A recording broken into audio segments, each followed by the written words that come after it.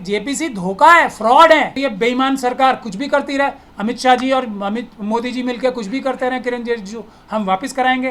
प्रधानमंत्री इनडायरेक्टली और अमित शाह जी डायरेक्ट धमकी जो देने वाले हैं, एनआरसी सीए की तरह कोई आंदोलन करेंगे? उससे भी बड़ा करना पड़ेगा, या उससे भी बड़ी बात है। SC ST एक्ट तो बिल्कुल खत्म कर दिया ना। हमारी मंशा ये है कि अडानी अंबानी यूसुफ लुलू जैसे लोगों ने जो चोरी की है वो वापस लेके जो सही उसके हकदार हैं, भारत देश की गरीब जनता, उसमें दे दो। वक्त में अगर कोई प्रॉपर्टी देता है तो उसकी मर्जी हमेशा के लिए मानी जानी चाहिए। आप भी यतीमों की बात तो नहीं कर रहे हैं ना? देखिए, नहीं, मैंने कहा है ना कि अच्छे मॉल बनाए जाएंगे, अच्छी हाँ, दुकानें बनाई वो फिर यतीमों को दुकानें दी जाएंगी ना, एक एक उनकी इनकम का जरिया अच्छा वाला बनाया जाएगा। अभी ये नहीं कि भिखारी के तौर पे उनको दिया जाएगा। उनको मैंने क्या कहा था शुरू में ही, अगर वक्फ बोर्ड कोई ठीक से काम करेगा तो हर गरीब मुस्लिम परिवार करोड़पति होगा कम से कम। और यही पैमाना है वक्फ बोर्ड के अच्छे काम करने का, उसके अलावा कोई पैमाना नहीं है। इतना प्रॉपर्टीज़ हमारे बुजुर्ग अपनी परिवार का हक ख़त्म करके हमारे लिए छोड़ गए हैं, हम उसको ज़ाया नहीं होने दे सकते।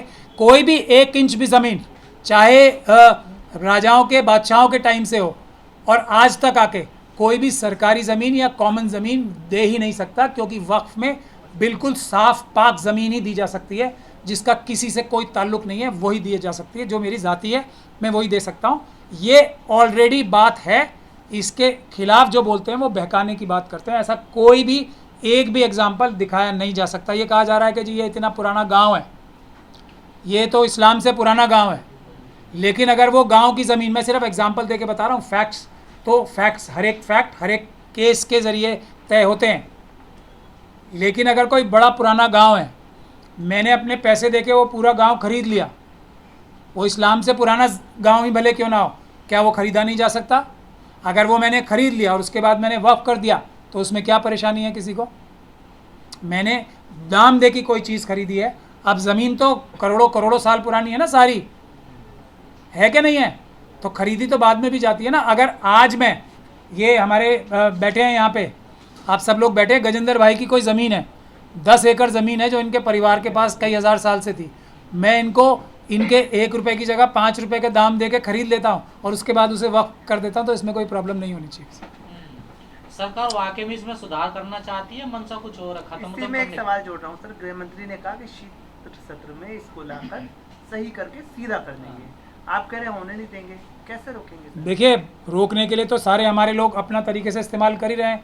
गुहार लगाने के लिए अमित शाह साहब से भी मिलने गए, किरण रिजिजू साहब से भी मिलने गए, ये एक तरीका है। मैं चलिए मान लेता हूँ, मैं आज ज़्यादा उसमें कंट्रोवर्सी में नहीं पढ़ना चाहता। ये एक तरीका है कि जाएंगे जेपीसी को बोलेंगे, जेपीसी एकदम मान जाएगी उनकी बातें और फिर बस ख़त्म हो जाएगा ये कानून। और या सरकार ये जो मैंने पॉइंट्स लिखाए ऐसे पॉइंट्स को मान के कहेगी चलिए हमारे से गलती हो गई, हम इसको अच्छा कानून बना देते हैं जिससे वक्त मजबूत होगा, जिसमें वक्त में अभी चोरी हो रही है तो डकैती नहीं होने लगेगी।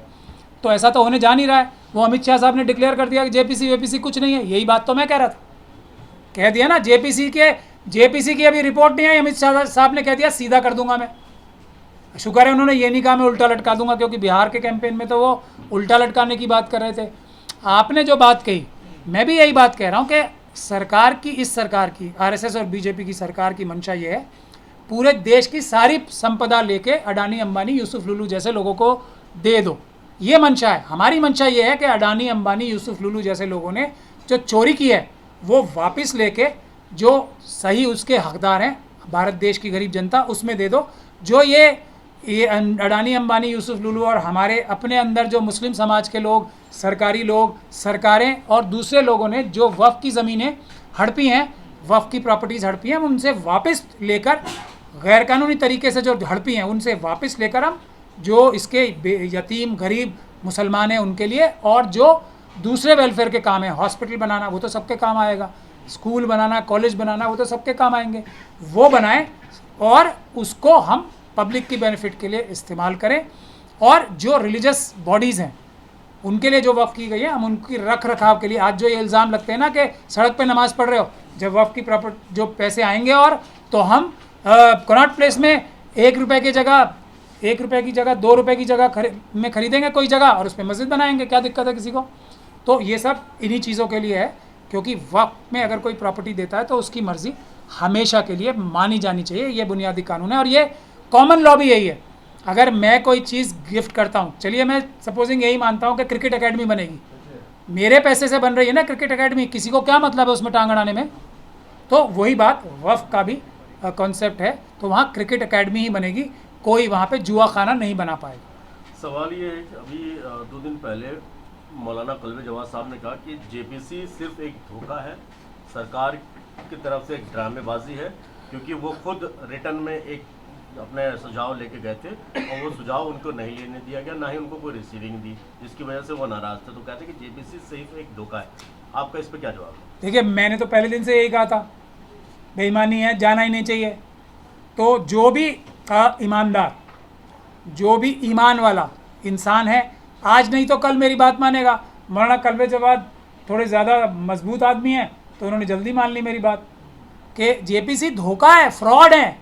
अच्छा, आप ये सोच रहे हैं कि ये 44 पॉइंट्स आप पढ़ लीजिए, जिसमें सज़ा मैंने क्या कहा है कि अभी सज़ा 2 साल की है, उसको 10 साल से लेके उम्र कैद करना चाहिए। ये अच्छा इंप्रूवमेंट होगा या ये होगा कि ये कॉग्निजेबल ऑफेंस ही नहीं रहेंगे, इसमें अरेस्ट ही नहीं हो सकता, खूब लूटो खूब चोरी करो और 2 साल से कम करके सज़ा कम कर दूंगा, फाइन कम कर दूंगा मैं। तो ये है सरकार की मंशा। मैं तो एक ही एग्जांपल दे रहा हूँ, हर एग्जांपल इसलिए हमने सारे, लेकिन मौलाना कल्बे जवाद जो हैं सबसे ज़्यादा मजबूत आदमी हैं, तो उन्होंने सबसे ज़्यादा पहचान लिया जो जेपीसी में जा रहा है या तो वो बेवकूफ़ बनने जा रहा है, या धोखा खाने जा रहा है, या वो जान के धोखे में शामिल है। मेरा कहने का मतलब सिर्फ ये है कि जेपीसी में बिल्कुल नहीं जाना चाहिए। हमने भी तो पब्लिक डोमेन में ये अनाउंस कर दिया, अब जेपीसी देख ले अपने आप, ना देखे तो हम इस सरकार के ऊपर एक बड़ा आंदोलन करके शेड्यूल कास्ट, शेड्यूल ट्राइब और सिख क्रिश्चियन बौद्ध के साथ हम मजबूर करेंगे, जैसे एनआरसी हमने आज तक नहीं होने दी। क्यों? क्योंकि एक बड़ा आंदोलन हुआ जो सब लोगों ने मिलकर किया। किसानों ने अपने कानून वापस बुलवाए ना, हम कर ले, सरकार कुछ भी करना चाहती है हम वापस कराएंगे। अगर भारत के संविधान में और देश की जनता में ताकत होगी तो ये बेईमान सरकार कुछ भी करती रहे, अमित शाह जी और मोदी जी मिलकर कुछ भी करते रहे, किरण रिजिजू, हम वापस कराएंगे।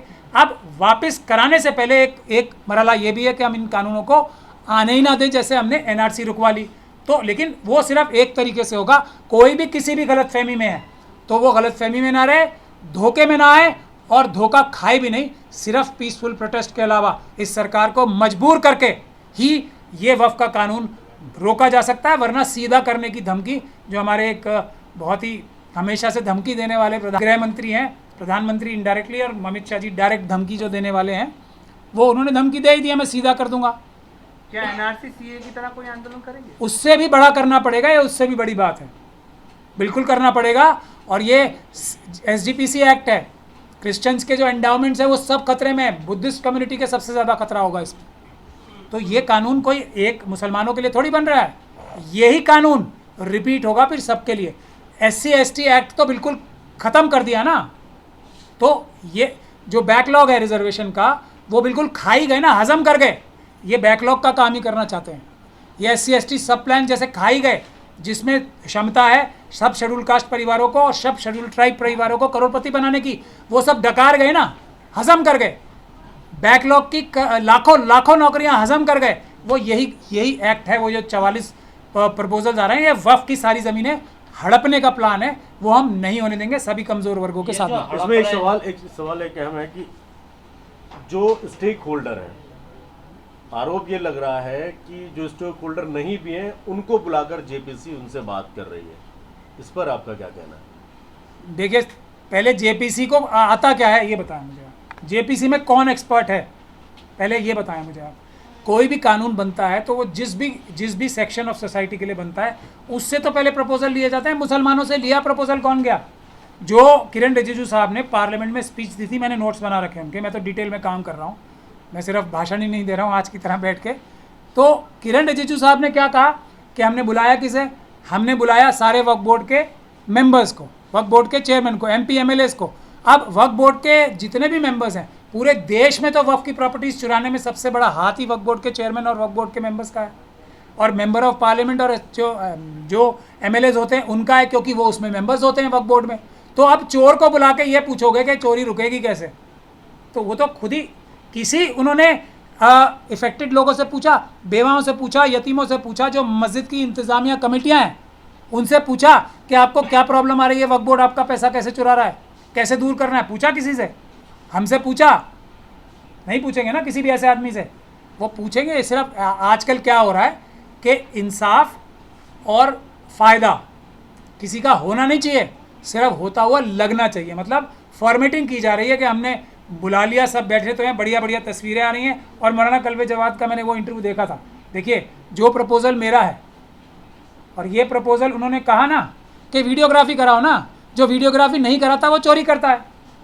हम भी तो पहले दिन से मैं क्या कह रहा हूँ, मैं भी जेपीसी से बात करने को तैयार हूँ, लेकिन जैसे हमने CA/NRC के टाइम में क्या कहा था कि भाई मैंने तब भी मना किया था, मैं किसी सरकार से कोई बात ही नहीं करना चाहता, क्योंकि सरकार की मंशा नहीं है, वो NRC लाना चाहती है, वो झूठ बोल रहे हैं, बेईमानी कर रहे हैं। बात करनी है तो शाहीन बाग में TV स्क्रीन लगेगी, उस तरफ अमित शाह साहब होंगे और उनके सारे लोग होंगे, इस तरफ हम होंगे, सबको पता लगे ना बातचीत क्या हो रही है। ये बातचीत तो नहीं हो रही कि मस्जिद नबवी में हमने जो अनऑथराइज कंस्ट्रक्शन की है उसे रेगुलराइज कर दो और हमें मज़े उठाने दो उसके, ITO की मस्जिद के। ये तो नहीं हो रही कि हमने ये बड़े बड़े जो वक्फ की प्रॉपर्टीज़ हड़प रखी हैं उनको छोड़ दो, बाकी तुम्हें जो करना है करो, हमारे से क्या लेना है। ये तो बात नहीं हो रही कहीं। तो मौलाना कल्बे जवाद क्योंकि ईमानदार और सच्चे आदमी, उन्होंने क्या कहा, वीडियोग्राफी करो। जो बात हम कब से कह रहे हैं, CA/NRC के टाइम से। भाई सुप्रीम कोर्ट, अभी सुप्रीम कोर्ट भी एक जगह फंस गई ना, तो अब वो कह रहे हैं हम वीडियोग्राफी जो है वो नहीं करेंगे, बंद करेंगे, क्योंकि एक जज साहब पकड़े गए क्या क्या बातें करते हुए। तो अब जो बेईमान होगा वो इस बात को कहेगा कि मुझे बंद कमरे में बात करनी है, जो ईमानदार शरीफ होगा वो कहेगा मैं सबके सामने बात करूंगा। तो यही टेस्ट है, वही मौलाना ने तो इलाज क्या है इन चोरों का, डकैतों का जो लूट? जेल। मैंने बताया तो 10 साल से लेके अब कोई, तो वो तो आपके अपने लोग हैं ना, उनको कैसे जेल? तो अपना नहीं होता कोई भी, अपना सही होता है या गलत होता है, ईमानदार होता है या बेईमान होता है, अपना नहीं होता। कर्म अपने या पराये होते हैं, अपना कोई नहीं होता। मैं बता रहा हूँ ना, जिन लोगों की जिम्मेदारी थी वफ़ के मेंबर्स की, उन्होंने सबसे ज़्यादा चोरी की है। दूसरे लोगों ने हड़पी है तो कैसे, वफ़ के मेंबर्स के साथ मिलके। तो अपना पराया कुछ नहीं है जो, और वो अपना कैसे हुआ, जो अल्लाह की ज़मीन पे, अल्लाह की प्रॉपर्टी पे बेईमानी कर सकता है, चोरी कर सकता है, वो मुसलमान कैसे हो सकता है? मुझे तो समझ में नहीं आता। वो चोर हैं सब, वो मुसलमान नहीं है, वो बिल्कुल नहीं है। भाई मेरी ज़मीन चुरा ले कोई, मैं भी मुसलमान हूँ, हमने किसी दूसरे मुसलमान की जगह मैंने छीन ली, चुरा ली। अल्लाह को तो सब मानते हैं ना, सारे मुसलमान मानते हैं। अल्लाह की ज़मीन पे अगर वो जो नज़र रख सकता है वो मुसलमान होगा कभी। तो ये बाकी सब चीज़ों में हो सकता है, लेकिन इसमें मुसलमान होने की कोई गुंजाइश नहीं है जो अल्लाह के माल पे हाथ डाल रहा है। नेशनल दस्तक की आपसे गुजारिश है कि अगर इसको बचाना चाहते हैं तो नेशनल दस्तक को सब्सक्राइब करने के लिए रेड कलर के सब्सक्राइब बटन को दबाएं, फिर बेल आइकन की घंटी दबाएं। नेशनल दस्तक को बचाने के लिए बहुत ज़रूरी है कि हर खबर को शेयर करें, लाइक करें, कमेंट जरूर करें।